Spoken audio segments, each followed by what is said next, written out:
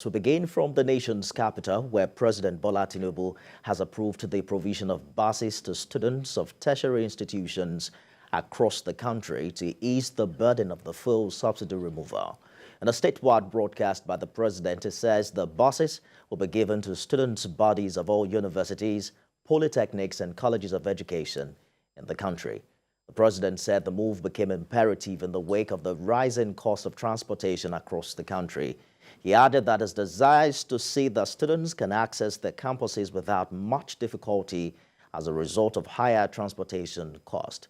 And he's identified with the pains of Nigerians at this time, saying the government is paying attention and government is ready to match words with action. He began by highlighting the reasons for some of the decisions he made earlier in the area of removing fuel subsidy, taking money from the elite to the general public, and also unifying the exchange rate. It's talked very significantly about the need to create more jobs by investing in manufacturing sector.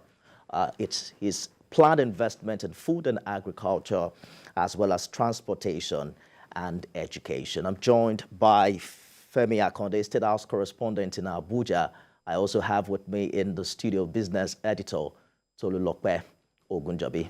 Femi, it would seem that Mr. President is identifying with the plight of Nigerians, and he has come now with his message of hope. Would you say it sounded convincing enough? Well, Ifemi, that is what Nigerians want to hear directly from the president, to understand the policies of government and what indeed the president and his administration is doing to ameliorate the hardship faced by a lot of Nigerians, that hardship caused by the removal of petrol subsidy. President Tinubu is saying that, well, the removal of petrol subsidy was necessary because it is no longer sustainable. And so far, just within 2 months, the country has saved about 1 trillion naira. We know that in the past, this amount of money would have been lost, would have gone down into the pockets of these people involved in the subsidy regime, benefiting from petrol subsidy. What he's saying is that, well, moving forward, a lot of these monies will now be broken down and channeled into critical sectors of the economy to ensure it has direct impact on Nigerian businesses and all of that. He is talking about some critical sectors, the manufacturing sector. The president is talking about injecting 75 billion naira into this sector. He believes that in the long run, this would have a ripple effect on the economy by creating jobs, or pulling up so many economic opportunities for Nigerians. Also, the provision of mass transit that will be run on CNG.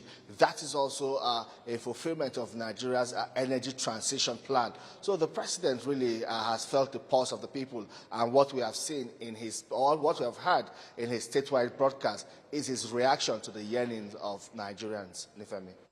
Absolutely. It did acknowledge, sadly, the unfortunate gap in between when that announcement on fuel subsidy removal was made and when these plans are coming fully into fruition. Let's talk about the business aspect of it. Tolu, you heard about the 75 billion naira the government is planning to invest in the manufacturing sector. Precisely, he's saying that 75 manufacturing enterprises will now be able to access 1 billion naira credit at 9% per annum interest, I believe.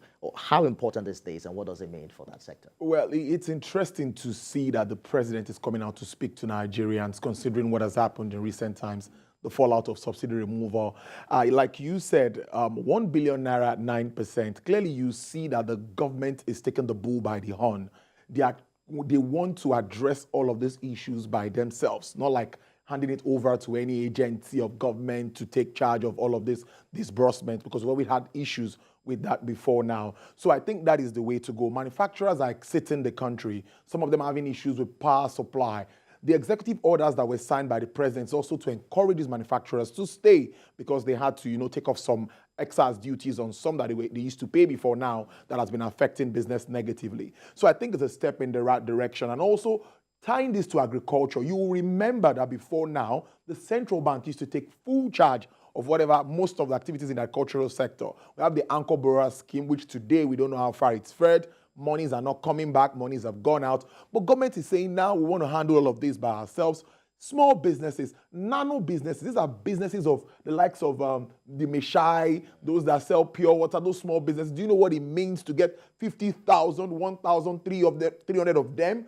And these are going to be, of course, they make it so transparent so that those that need these monies, it actually gets to them. So I see government really, really being decisive, wanting to take charge and say yes, so that they can get results. Because results is very important. Saving money is good. Nigerians will tell you, a normal Nigerian will tell you, you're saving money while I'm hungry. Indeed.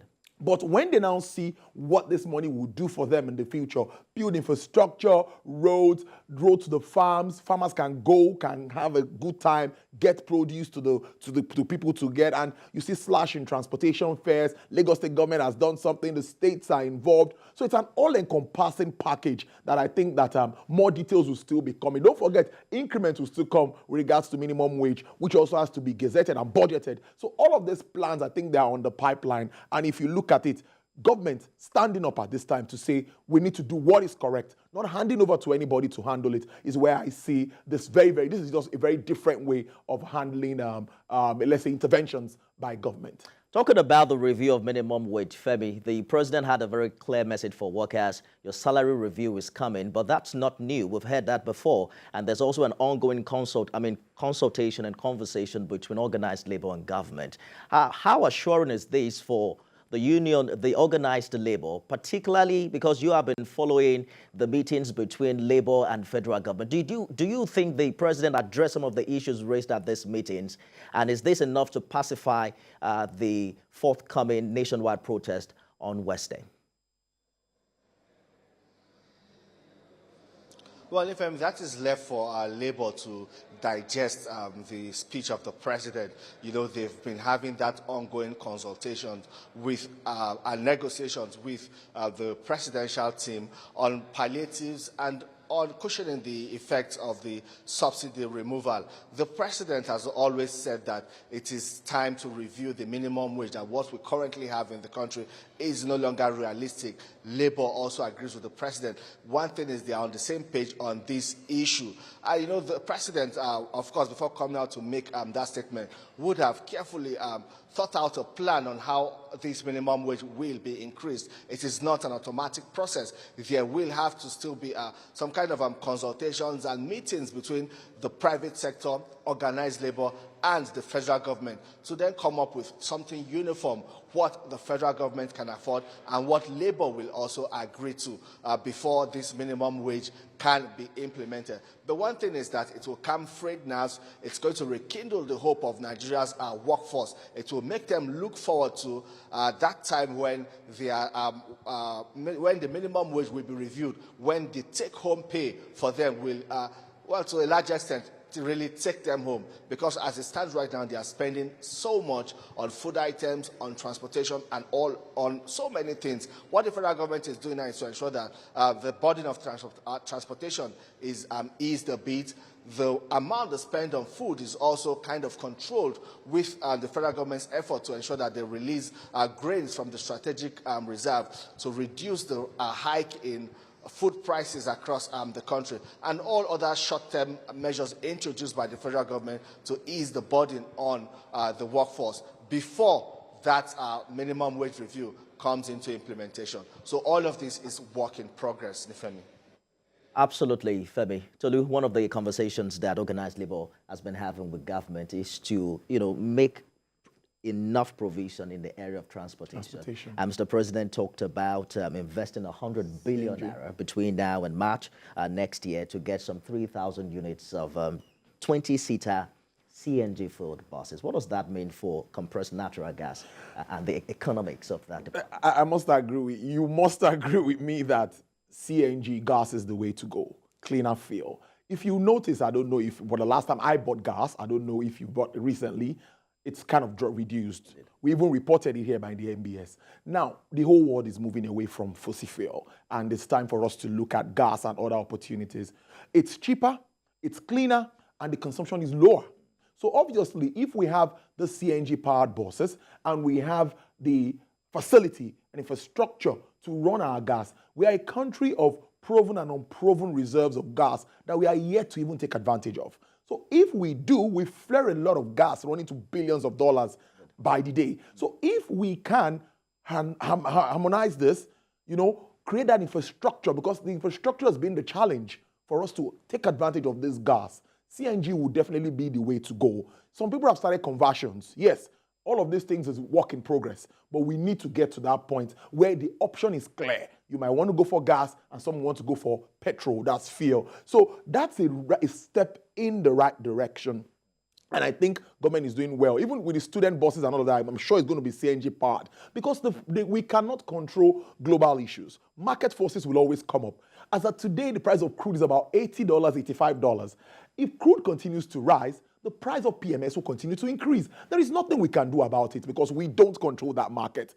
We are going to feel the pinch. So we must have an alternative. And what is the alternative? It is gas. So I think government should look more into developing the gas environment. There was a time the CBN invested some amount of money in it, but we are yet to see the results of that. But I think more needs to be done in that aspect. Also consider those that are in that environment where this gas is also being, extracted or explored from. We must always put them into consideration. So what happened with crude oil will not happen there. We'll not start to have issues with, what happens with us. So it's a step in the right direction. We must think of clean energy. We must think of our health. That is just the way to go. Yes, it's really a good one. Let me just add before I go that the issue of multiple exchange rates is something that is very important for businesses. And the president has been so serious about this, saying he's not ready to run all of those round tripping and all of that. He said that clearly.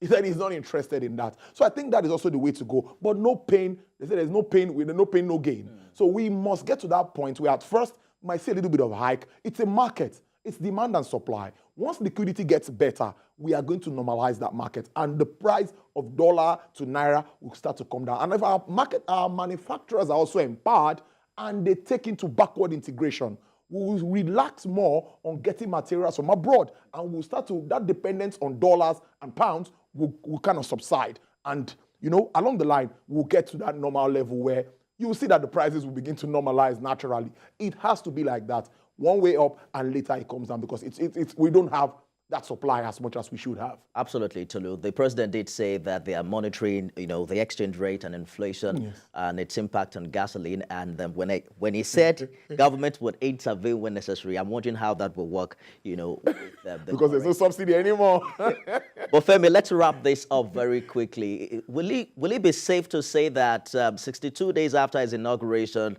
we have now entered into the implementation phase of the federal government's intervention, seeing how long we've waited? Yes, Nifemi, that is correct. And the president also apologized to Nigerians for that gap between the removal of subsidy and the provision of all of these palliatives. Let's have in mind that, it's a new government and a new administration comes with so many teething problems. So for the government to have come up with this, it's some people are saying that, well, they didn't even expect it to come this quick.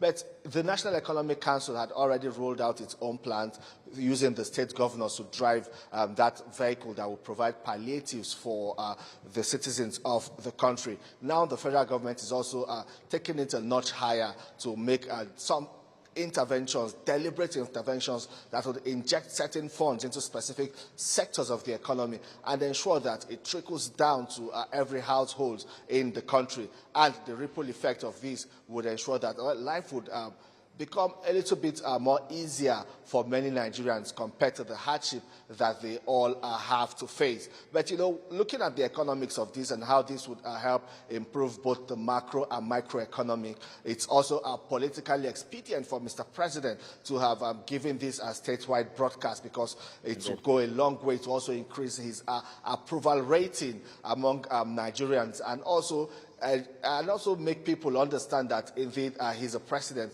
that listens to people and that is there elected to serve citizens. Nifemi.